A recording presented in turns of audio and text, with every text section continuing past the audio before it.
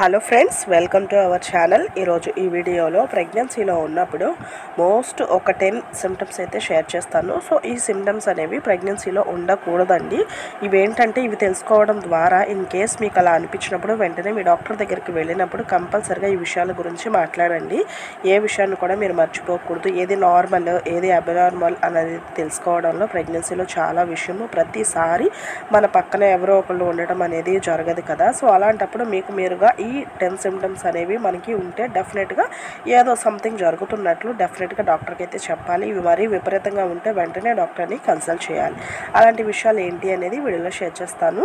So first వచ్చేసి spotting అండి. Bleeding కానీ స్పాటింగ్ కానీ అనుకోవచ్చు. ప్రెగ్నెన్సీలో ఉన్నప్పుడు మీకు పీరియడ్ అయినట్లుగా ఆ స్పాటింగ్ అనేది ప్రెగ్నెన్సీలో కనిపించదు. ఫస్ట్ ఎప్పుడైతే 2 వీక్స్ 3 వీక్స్ ప్రెగ్నెన్సీ కన్ఫర్మ్ అవుతుంది కదా, అప్పుడు జస్ట్ ఒక 1 డ్రాప్ 2 డ్రాప్స్లో ఎవరో ఒకరికి మాత్రమే అవుతుంది, అందరికీ అవ్వదు.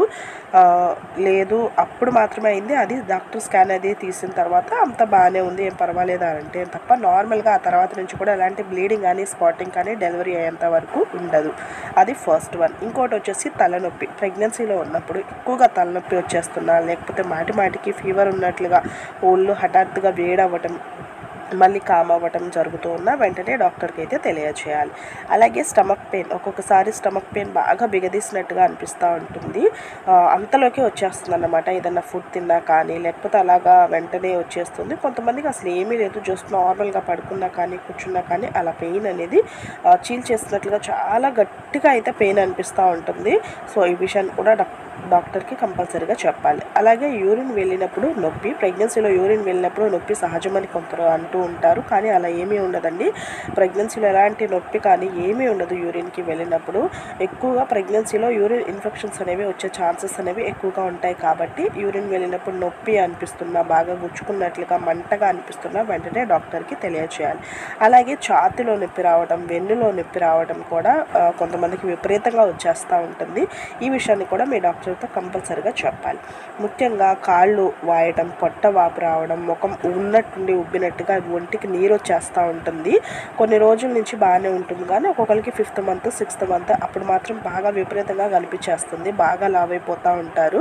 కాకపోతే కొంచెం లావ్ అయ్యేది వేరు, కానీ మొహం ఒక్కసారిగా ఉబ్బరంగా మారటం అనేది వేరుగా ఉంటుంది. నీరు వచ్చేసాం, కాళ్ళు నొక్కినా కానీ చుట్టబాయడం, ఆ రకంగా నీరు వచ్చేస్తుంది.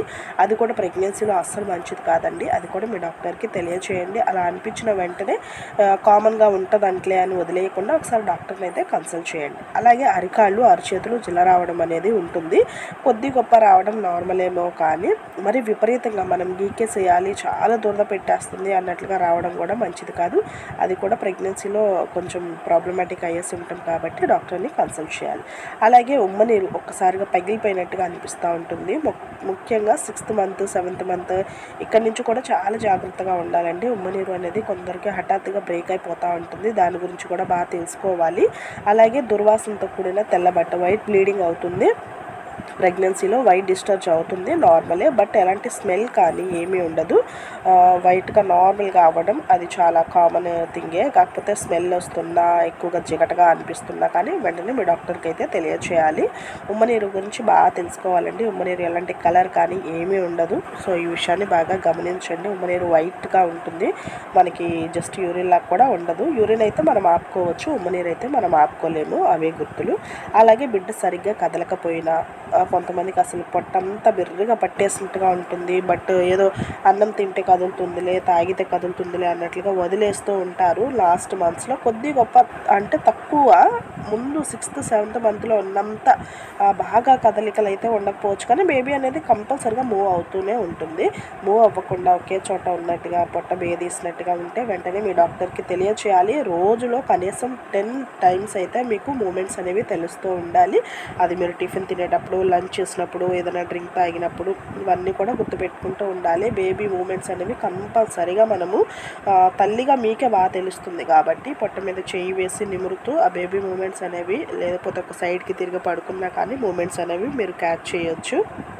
అలాగే కంటి చూపు ఒక్కొక్కసారిగా కనిపించదు, కొంతమందికి మసక బారినట్టుగా కొంచెం పొరలాగా అనిపిస్తూ ఉంటుంది. సో అలా కూడా ప్రెగ్నెన్సీలో ఉండకూడదు. వెంటనే మీ డాక్టర్కి అయితే తెలియజేయవలసిన విషయాలు ఇవన్నీ కూడా, ఈ 10 సిమ్టమ్స్ కూడా కంపల్సరీగా మీ డాక్టర్కి తెలియజేయండి. Thank you for watching. See you another video నచ్చితే ప్లీజ్ లైక్ అండ్ సబ్స్క్రైబ్.